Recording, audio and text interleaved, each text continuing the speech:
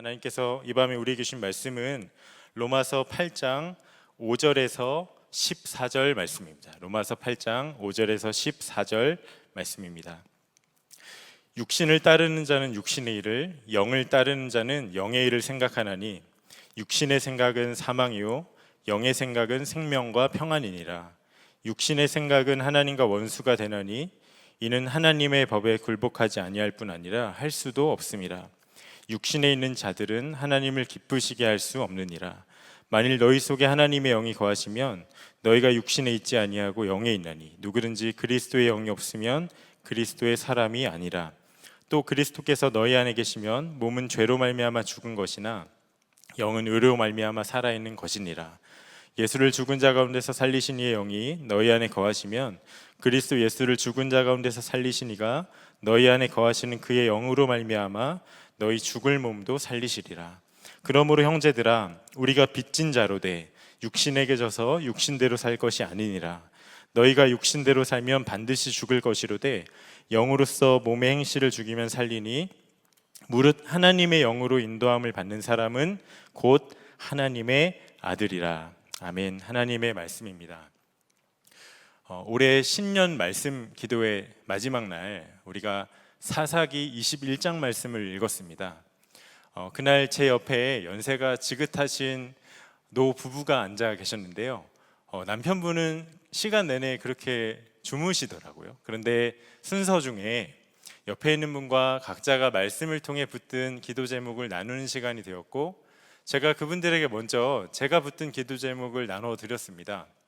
그리고 아주 정중하게 어르신들께서 붙드신 기도 제목을 나눠 주시겠어요? 이렇게 말씀을 드렸더니 한사코 손살을 치시면서 엄청 쑥스러워 하시는 겁니다. 그러면서 자신들을 소개하시길 우리는 신도예요, 이렇게 말씀을 하세요. 예수 믿은 지 얼마 안 된 분들이셨습니다. 그러면서 우리는 이해력이 떨어져서 나눔이 참 어려워요, 이렇게 몇 번을 뜸을 들이시다가 아내 할머니께서 이렇게 말씀을 하셨어요. 하나님 없이 살면 망하는구만요 하시는 겁니다. 사사기의 핵심을 교회에 다닌 지 얼마 안 되신 그 어른께서 정확히 파악을 하셨더라고요. 아멘이었습니다. 여러분, 사실 그 고백이 사사기의 핵심일 뿐만 아니라 예수 믿는 우리 삶의 핵심이기도 하죠. 전에 제가 한 모임에 참여를 했다가 강영한 박사님, 아주 유명한 기독교 사상가이자 철학가이신데, 그분이 말씀 중에 무신론자들에 관한 말씀을 하시면서 버트런트 러셀, 리차드 도킨스, 굉장히 유명한 무신론자들이죠. 그 이론적 무신론자들의 주장은 정말 하나님이 존재하지 않는다는 것이 아니라 그들 안에 하나님이 존재하지 않기를 바란다라는 그런 주장이라는 말씀을 하시더라고요. 그러면서 그 이유를 말씀하시기를, 그래야지 자기 마음대로 살 수 있으니까. 맞다 싶었습니다. 여러분, 자기가 주인되어 하나님 없이 살고자 하는 마음, 그것이 죄의 본질이죠. 근데 우리는 날 때부터 죄인으로 태어나기 때문에 예수님도 내가 믿고 싶은 대로 믿고 싶고 하나님 없이 내가 주인되어 살고자 하는 뿌리 깊은 갈망이 있습니다. 그런데 여러분, 그게 자유 같아 보이지만 그건 절대 자유가 아니고요, 그 할머니가 고백하셨던 것처럼 우리 인생이 망할 수도 있는 길입니다. 그런데 여러분, 하나님 없이 살고자 하는 진짜 무서운 무신론이 하나 더 있다는 거 아시나요? 바로 예수 믿는 우리가 만들어낸 무신론. 이게 무슨 엉뚱한 얘기인가? 무슨 말이냐면, 입으로는 하나님의 영광을 내가 고백을 하지만 실제로 삶 가운데 내 영광을 위해서 살아가고 싶어하고, 그리고 하나님 없이 내가 믿고 싶은 대로 그저 예수님을 믿고 싶어하는 그런 마음. 혹시 나는 세상도 즐기고 싶고 또 적당히 재미도 보며 살고 싶은데 가끔 이럴 때는 예수님이 너무 부담스러운 것 같아, 차라리 이럴 때는 예수님이 안 계시면 좋겠어, 이런 마음을 품을 때가 있지 않으신가요? 그런데 성경은 그런 사람은 진짜 그리스도인이 아니라고 말씀합니다. 내 삶을 바꾼 로마서 두 번째 시간입니다. 지난주에 우리가 로마서 8장 1절에서 4절을 본문으로 그리스도에게는 더 이상 정죄함이 없다. 그리고 복음은 우리의 죄의 문제만 해결하는 것이 아니라 우리의 삶을 완전히 변화시키는 능력이 된다라는 말씀을 나누었습니다. 여러분, 그렇다면 그리스도인 된 우리의 삶이 구체적으로 어떻게 변화가 되는 것일까요? 오늘은 이 부분을 좀 나눠보려고 합니다. 먼저 여러분이 생각하는 그리스도인은 어떤 사람입니까? 교회 안 빠지고 착실히 주일마다 예배 드리는 사람? 아니면 술, 담배 안 하고 참 바르게 사는 사람인가요? 아니면 법 없이도 살만한 양심이 살아있는 그런 사람입니까? 각자가 갖고 있는 그리스도인에 대한 이미지가 다 다르겠지만 오늘 본문은 이렇게 말씀을 합니다. 로마서 8장 9절 하반절에 누구든지 그리스도의 영이 없으면 그리스도의 사람이 아니라. 그리스도인은 누구인가? 한마디로 그리스도의 영이 있는 사람, 즉 성령께서 거하시는 사람이라는 겁니다.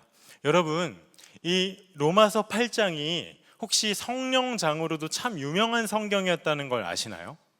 무려 이 로마서 8장에만 성령님이 20번 가까이 등장을 합니다. 여러분, 이게 무엇을 말하죠? 그리스도인은 성령님 없이는 성립이 되질 않고 성령께서 우리 안에 실제로 거하신다라는 것입니다. 그로 인해서 우리 안에 엄청난 변화가 일어나는데요, 첫 번째로 우리의 소속이 바뀌죠. 9절에 우리를 그리스도의 사람이라고 했습니다. 그리스도의 사람, 이걸 엄밀히 말하면 우리가 성자 예수님뿐만 아니라 성부 하나님의 소유가 된 것이죠. 그리고 16절에 성령이 친히 우리의 영과 더불어 우리가 하나님의 자녀인 것을 증언하시나니. 성령께서 우리가 하나님의 자녀가 된 것을 증언하신다, 보증해 주신다는 겁니다. 우리의 정체성이 완전히 바뀌게 된 것이죠. 저는 작년 12월부터 담임 목사님을 돕는 비서로 사역을 하고 있습니다. 저는 비서라는 사역을 해본 적이 없습니다. 처음에 비서라는 보직으로 임명이 되었을 때 참 막막하기도 하고 참 어색하더라고요. 왜냐하면 모든 것이 낯선 영역이었으니까요. 그러면서 제 교회 생활에 엄청난 변화가 일어나기 시작하는데, 목사님께서 식사 시간에 식당에 올라오시지 않거나 아니면 제가 혼자 교회 어딘가를 다니기 시작하면 만나는 사람마다 저에게 묻기 시작하는 겁니다. 담임 목사님은 식사하셨나요? 담임 목사님은 어디 계세요? 담임 목사님 요즘 건강은 어떠세요? 아니, 저도 처음에 적응기여서 나도 잘 모르는데 마음에 이런 생각이 들면서 그런 질문들이 너무 낯선 겁니다. 그러다 제가 한 가지를 깨달았습니다. 내가 비서라는 보직이 참 어색하고 모르는 것도 많고 긴장도 참 많은데, 사람들은 내가 당회에서 비서라는 보직으로 임명된 날부터 내 어떠함과 상관없이, 내가 어설프든 낯설하든 관계없이 나를 비서로 보는구나, 그것을 깨달았어요.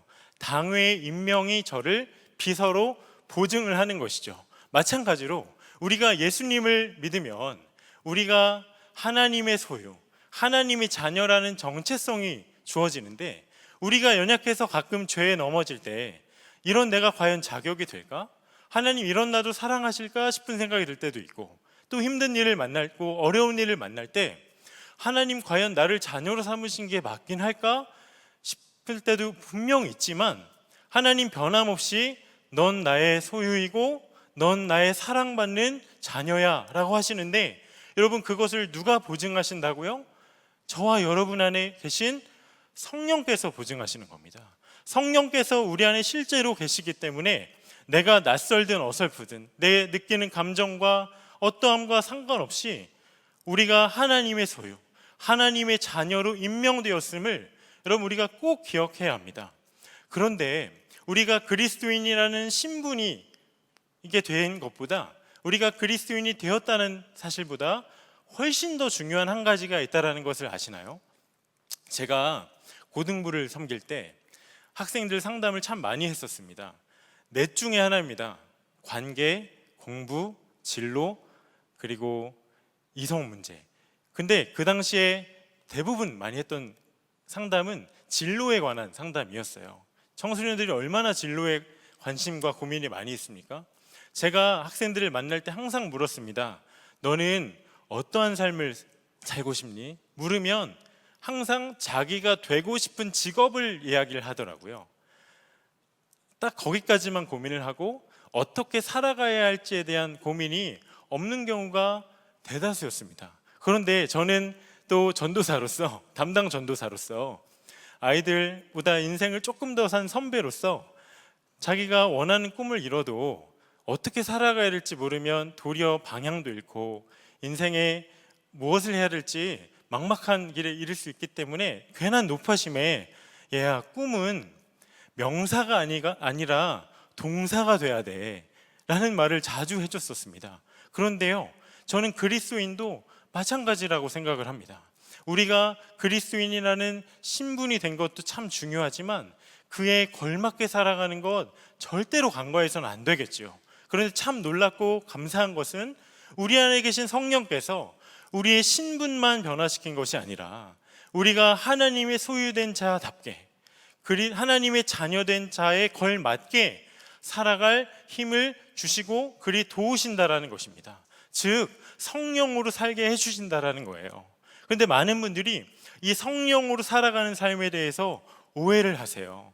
은사가 아주 많이 나타나는 순복음 계열 교회 다녀야 한다거나, 방언을 할 때마다 기도를 할 때마다 방언을 해야 한다거나, 아니면 명절 같은 이런 기간에 기도원에 올라가서 기도를 열심히 해야 한다거나, 그런 경우가 성령으로 사는 사람이라 생각을 하는 경우가 많습니다.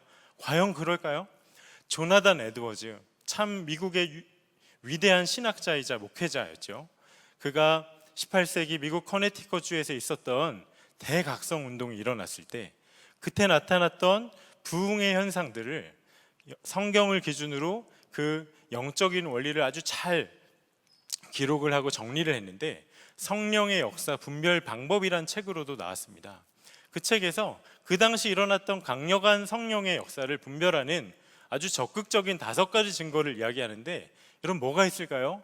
방언을 하는 것, 입신에 빠지는 것, 병든 자를 일으키고 죽은 자가 살아나는 그런 기적, 환상을 보는 거, 아니요, 그런 것 없고요. 보다 본질적으로 하나님을 사랑하고 이웃을 사랑하는 마음, 죄에 대해서 견딜 수 없이 애통해하는 그러한 마음, 하나님의 말씀을 더 읽고 싶어하는 그런 갈망, 그러한 것들을 이야기합니다. 한마디로 하나님이 기뻐하시는 것이 내게도 기뻐지고, 반대로 하나님이 싫어하시고 또 슬퍼하시는 것이 내게도 싫어지는, 즉 우리가 구원을 삶에서 경험하려면 우리의 행실이 바뀌기 이전에 우리의 마음, 우리의 생각이 먼저 바뀌어야 한다는 것입니다.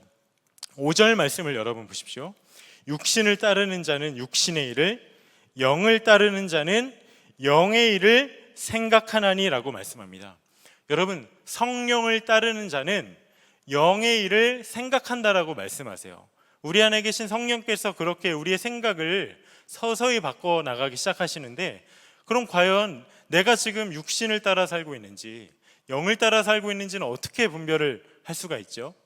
내 생각을 지금 무엇이 가득 채우고 있는가? 나는 무엇을 묵상하고 있나? 또 나는 무엇에 시간을 많이 쓰고 무엇에 돈을 많이 쓰고 있나? 이것으로 알 수 있습니다.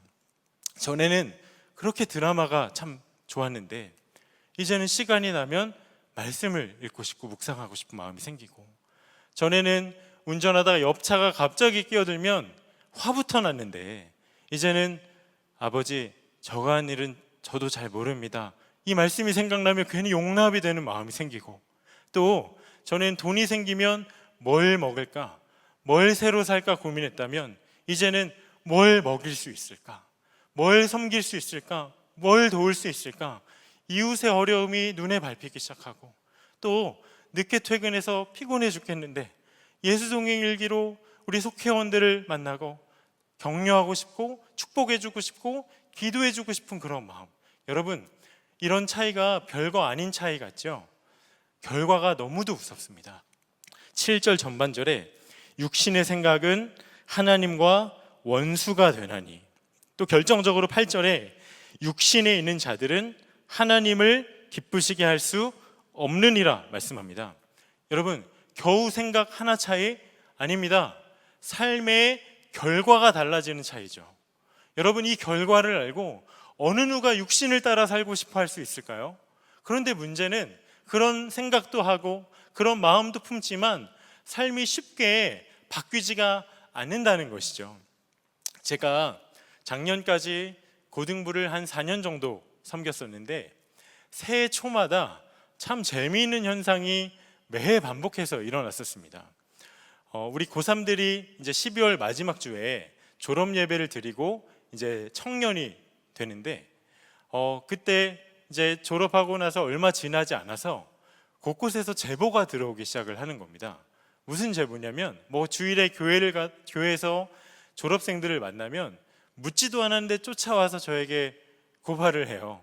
전도사님, 아무개가 술 먹기 시작했대요. 전도사님, 아무개가 담배 피기 시작했대요. 젊은이 교회 동계수련회도 안 가겠대요. 연락 좀 해주세요. 고등부 때 수련회 때마다 눈물 콧물 다 흘리며 주님을 위해 살겠다, 주님 한 분이면 충분하다 고백했던 그 학생들이 새벽 이슬 같은 청년이 되어서 정말 이슬처럼 교회를 사라지는 겁니다. 그럴 때마다 제 마음 한구석엔 그럴 수도 있지, 얼마나 오래 참았겠어 싶다가도 마음 한구석이 너무도 쓰라린 거예요. 왜 그렇지? 뭐가 문제일까? 내가 잘못 가르쳤었나? 내가 전했던 말씀이 부족했기 때문일까? 그런데 그러다가 제가 한 가지 번뜩 깨달은 것이 예배 빠지지 말아라, 죄 짓지 말아라, 술 먹지 마라, 또 너가 하고 싶은 대로 살지 말아라, 어떤 것을 하지 마라 하는 것으로는 사람이 절대 바뀔 수가 없구나. 여러분, 이게 고등부를 갓 졸업한 20살 된 학생들만의 이야기가 아니잖아요. 그러면 사람은 도대체 언제 바뀔까요? 12절 말씀을 보세요. 그러므로 형제들아, 우리가 빚진 자로 돼 육신에게 져서 육신대로 살 것이 아니니라. 내가 주님께 빚진 자임을 알 때 바뀐다라고 말씀하세요. 내가 빚진 자이기 때문에 육신에게 지지 않는다 말씀하시잖아요. 여러분, 도대체 우리가 주님께 어떤 빚을 지었죠? 잘 들어보십시오. 성령께서 질그릇과 같은 우리, 아기 예수님께서 누이셨던 그 더러운 말 여물통과 비교할 수 없이 더럽고 추한 만물보다 더러운 우리 마음에 친히 오셨죠. 그리고 우리 안에 거하시면서 우리의 속사람을 날마다 강건하게 해주시고 하나님과 반대되는 모든 것을 이길 힘을 주십니다. 그리고 11절 말씀처럼 최종적으로 성령께서 우리 안에 계시기에 하나님께서 우리의 죽을 육신을 부활시켜 주시겠다 약속까지 하셨어요. 여러분, 우리가 주님께 진 빚은요, 막대한 어떤 돈이 아니라 우리 안에 계신 성령님 그분이세요. 주님께서 우리 안에 거하십니다. 여러분, 우리가 이러한 빚을 졌는데 주의 영이 나와 함께 하시는데 내가 때로 연약하여 육신에 져서 넘어질 수 있다 할지라도 어찌 그 육신에 눌러앉아 살아갈 수가 있을까요? 여러분, 성령님은 우리 안에 잠깐 오셨다가 그냥 떠나는 그런 분 아니십니다. 지금도 저와 여러분 안에 함께 거하세요. 그리고 우리가 살아갈 동안 우리 안에 내주하셔서 우리의 삶을 변화시키려, 하나님의 뜻에 합당한 자로 세우시려 쉼없이 일하시는 분이십니다. 이 말씀을 묵상하고 준비하는 중에 영화의 한 장면이 떠올랐습니다. 이보다 더 좋을 수는 없다라는 영화인데 잭 니콜슨이란 배우가 멜빈이란 주인공으로 등장을 하죠. 이 멜빈은 극 중에서 심각한 강박증 환자입니다. 어느 정도냐면 밖에 나갔다가 집에 들어오면 그가 손을 닦는데 아주 뜨거운 물을 틀고 새 비누를 뜯어서 그 새 비누를 한 번만 쓰고 그걸 또 버려요. 엄청나게 손을 박박 깨끗이 씻습니다. 요즘 같은 때엔 참 모범적인 시민이죠. 그리고 길을 걸어갈 땐 땅바닥만 보고 걸어요. 보도블록 금을 밟지 않으려고 엄청나게 애를 씁니다. 또 식당에서 밥을 먹을 때 식당에서 주는 포크랑 나이프 절대 안 쓰고요, 자기가 가져갔던 포크랑 나이프를 꺼내서 그렇게 써요. 심각한 중증 환자죠. 그런데 이 멜빈이 단골로 가는 식당에 캐롤이란 여자 종업원이 있었는데 멜빈이 이 캐롤에게 그만 사랑에 빠지고 맙니다. 그의 삶이 갑자기 변화되기 시작해요. 영화의 아주 유명한 장면인데요.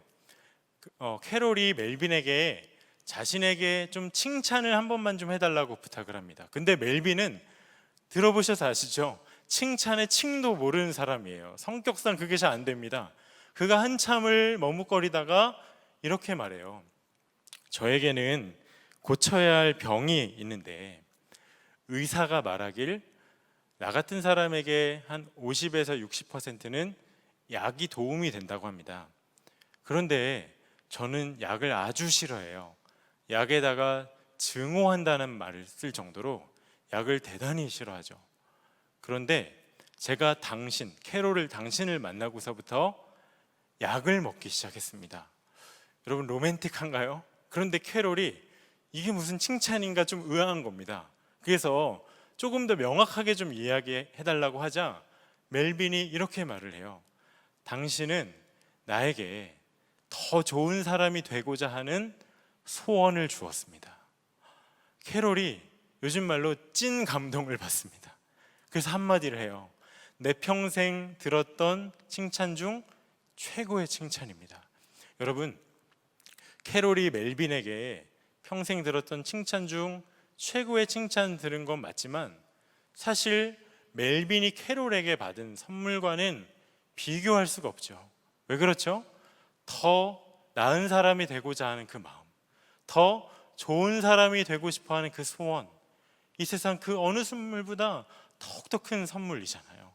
여러분, 이 선물과 그 어느 선물을 비교할 수가 있을까요? 그런데 영화에서 캐롤이 했던 역할을 우리의 삶에서 누가 하는지 아시나요? 바로 저와 여러분 안에 계신 성령께서 그 일을 하십니다. 성령님 우리 안에 내주하시면서 우리를 어제보다 오늘 더, 오늘보다 내일 더 나은 사람이 되고자 하는 그러한 열망을 품게 하신다는 거예요. 그래서 여러분, 우리가 기도할 때 주님, 오늘 하루 내가 살아갈 때, 이번 추석 연휴 내가 가정에서 보낼 때, 가족들과 만날 때 성령께서 순간순간 주시는 그 소원을 놓치지 말게 하여 주소서 기도해야 됩니다. 그런데요, 우리가 한 가지 꼭 명심해야 할 것이 있어요. 성령께서 아무리 그런 선한 소원과 그런 열망을 품게 하셔도요, 한 가지를 놓치면 아무것도 아닌 것이 됩니다. 13절 말씀을 보십시오. 너희가 육신대로 살면 반드시 죽을 것이로되 영으로서 몸의 행실을 죽이면 살리니 말씀하셨습니다. 여러분, 살려면 죽여야 합니다. 무엇을요? 몸의 행실을, 즉 나 자신을요. 주도권이 성령님께 있지만 내가 그냥 아바타처럼 가만히 있기만 하면 안 됩니다. 주님께 온전히 순종하고자 하는 결단도 필요하고 선한 소원도 필요하지만 반드시 그것을 행하는 데까지 나아가야 됩니다. 왜 그렇죠? 우리는 능력이 있어서 순종하는 자들이 아니라 순종함에 나아갔기 때문에 주께서 주시는 그 능력을 경험하는 자들이니까요. 능력 주실 것을 믿고 나아가는 것이죠.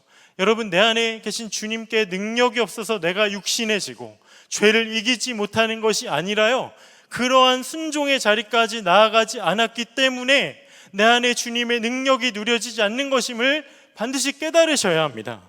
내 뜻을 죽이고 성령께 온전히 순종하며 발걸음으로 나아갈 때 나는 할 수 없지만 내 안에 계신 성령께서 그 일을 친히 행하실 수 있도록 힘을 주시고 발걸음마다 도와주신다라는 것이에요. 제가 2011년도 6월 달에 군에서 이제 전역을 했습니다. 전역하고 얼마 안 돼서 월요일에 집에 부모님 외출하시고 혼자 있던 날이 있는데 TV를 거실에서 혼자 보았습니다. 영화만 나오는 그런 채널이 있잖아요. 그런데 보았던 영화 장면 중 하나가 남녀 간의 이 스킨십이 나오는 장면이 나오더라고요. 그런데 갑자기 제 마음 가운데 어떤 마음이 용솟음치냐면 더 자극적이고 선정적인 영상을 보고 싶다는 마음이 격동을 하는 겁니다. 근데 마침 집에 부모님은 계시지 않았고 제 방에는 인터넷이 연결된 노트북이 있었습니다. 상황과 여건이 딱 들어맞으니 두렵고 떨리는 마음으로 제 방으로 갔죠. 주님, 저에게 왜 이러시나요? 주님이 저에게 시키신 적도 없는데 주님 핑계를 대면서 떨리는 마음으로 인터넷 창을 노트북을 열었습니다.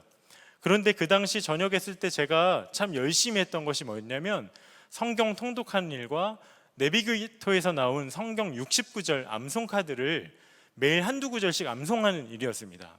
그 당시 참 열심히 했었는데 마침 그 노트북 옆에 말씀 암송 카드가 놓여져 있었고 하필 그 상황에서 그 말씀 카드가 제 눈에 들어와요. 근데 그 와중에 그래도 오늘 암송해야 될 말씀을 한번 보자 해서 그 말씀 카드를 들고 보았죠. 여러분 어떤 말씀이 적혀져 있을까요? 마태복음 28장 20절 볼지어다 뭐 이런 말씀이었을까요? 아니면 출애굽기 14장 13절에 너희는 두려워 말고 보라 이런 거였다면 하나님 제 마음을 어찌 그리 잘 아시나요? 감사합니다 하면서 봤겠죠. 그런데 그곳에 적혀 있던 말씀이요, 에베소서 5장 3절 말씀, 음행과 온갖 더러운 것과 탐욕은 너희 중에서 그 이름조차도 부르지 마라. 이는 성도에게 마땅한 바니라. 여러분 그때 제 심정이 어땠을까요? 주님이 다 보고 계셨구나. 주님이 다 보고 계셨구나. 내 마음의 동기, 이름조차 부르지 말아야 할 것을 내가 사모했는데 다 하셨구나. 엄청 부끄럽더라고요. 혼자 있었거든요. 얼굴과 귀가 새빨개지고 그 말씀을 읽는 순간 죄를 슬퍼하시는 성령의 마음이 제 안에 느껴지고 죄가 싫어지는 마음이 제게 부어지면서 제가 어떻게 했을까요? 노트북을 닫고 아예 집 밖을 나가버렸습니다. 여러분 오해하지 마십시오. 저는 수도승이 아닙니다. 여러분과 똑같은 성정을 갖고 있는 사람이죠.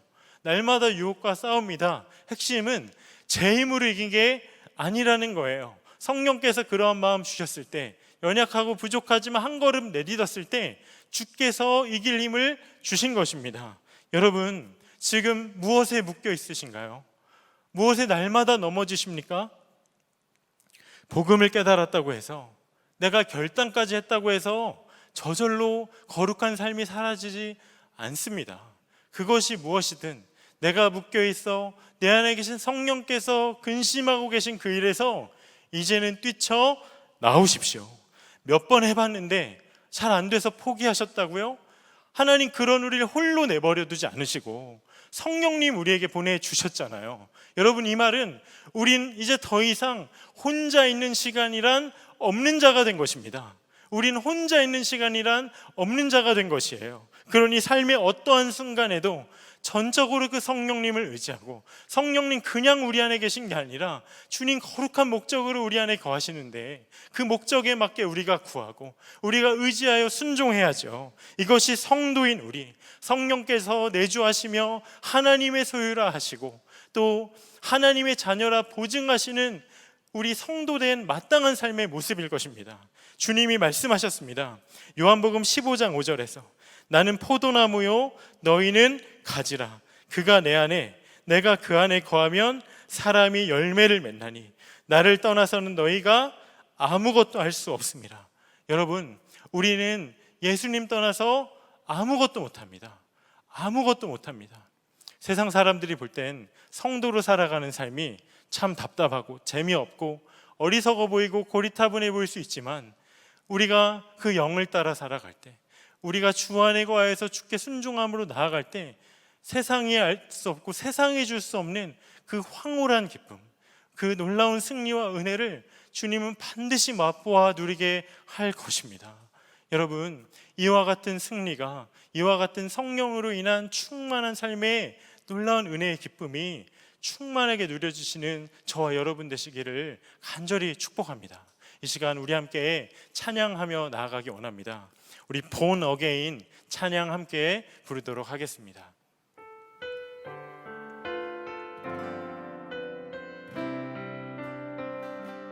주 안에서 내 영혼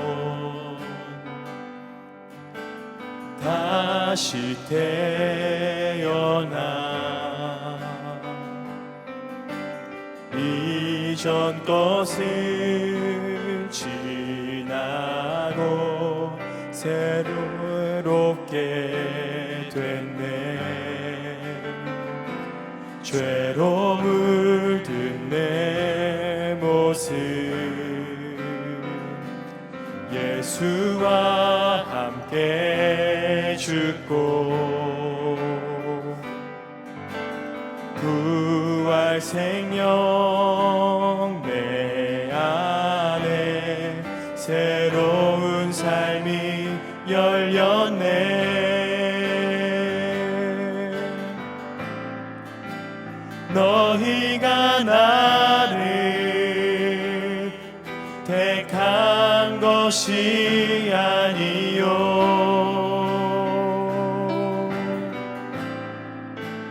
내가 너희를 택하여 세웠나니 오직 내 안에 오직 내 속에 그리스도가 사네. 오직 내 삶에 오직 내 맘에 그가 주인 되셨네. 오직 내 안에 오직 내 속에 그리스도가 사네. 오직 내 삶에 오직 내 맘에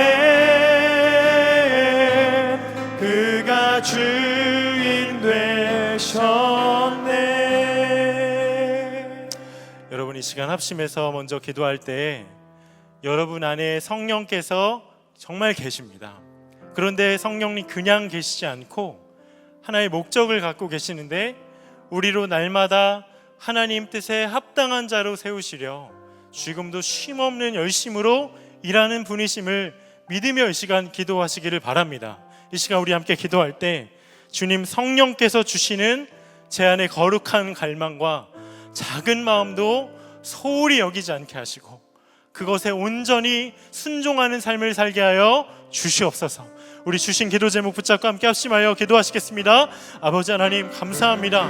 성령 하나님, 우리 안에 계신 성령 하나님, 하나님 주께서 우리 안에 하나님 거룩한 갈망과 하나님 소원을 주시고 하나님 주님이 우리에게 주시는 작은 마음도 소홀히 여기지 아니하고 온전한 마음으로 순종하며 나아갈 수 있는 하나님 우리 모두가 되게 하십시오.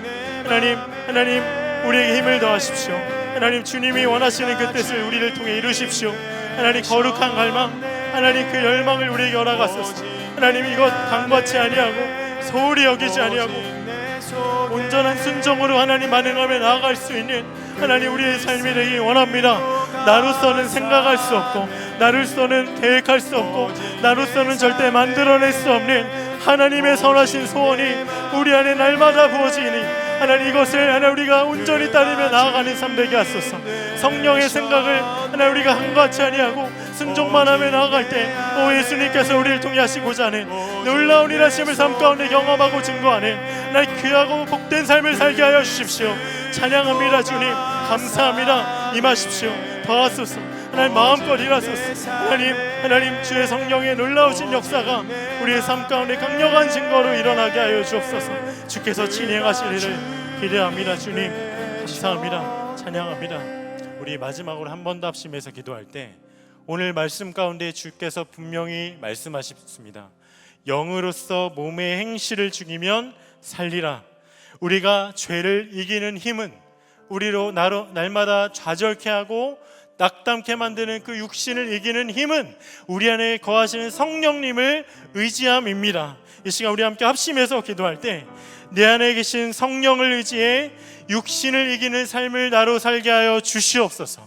주님 그 승리를 맛보아 누리는 그 삶, 복음의 놀라운 증인된 삶을 나로 살게 하여 주시옵소서. 우리 마지막으로 합심하여 함께 기도하고 개인적으로 기도하시기 바랍니다. 기도하시겠습니다. 아버지 하나님 그렇습니다. 성령 하나님 내 안에 계신 그 성령님을 의지하여 하나님 내가 날마다 무너지는 그 죄를 이기고 육신을 이기고 하나님 성령의 그 놀라우신 능력과 도우심으로 하나님 완전히 하나님 죄된 것을 이기고 끌어내는 놀라운 승리와 간증이 우리의 삶 가운데 충만히 임하기를 원합니다.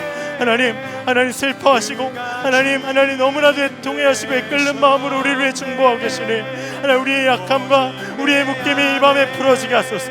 이 말씀을 듣고 하나님 우리 안에 거하시는 주님을 온전히 바라보며 하나님 주로 인하여서 나로서 날 수 없는 그 승리와 그 이김이 누려지게 하여 주옵소서.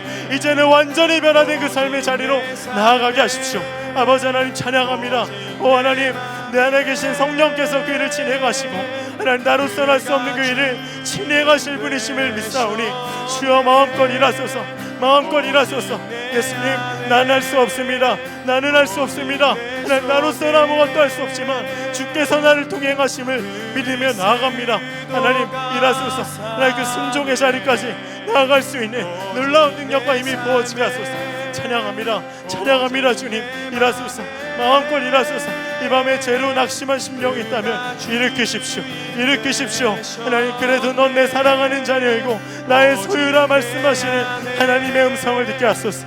내 안에 계신 주 예수님을 온전히 믿음으로 바라보며 일어나게 하소서. 하나님 주 예수님으로 인한 누려지는 그 놀라운 승리와 기쁨이 황홀한 그 기쁨이 누려지게 하소서. 찬양합니다. 감사합니다. 주님 예수님 일하소서. 마음껏 일하소서. 주께서 진행하실 일을 기대하며 나아갑니다. 주님 역사하소서. 주님 찬양합니다. 예수님 일하십시오. 마음껏 일하십시오. 하나님 일하십시오.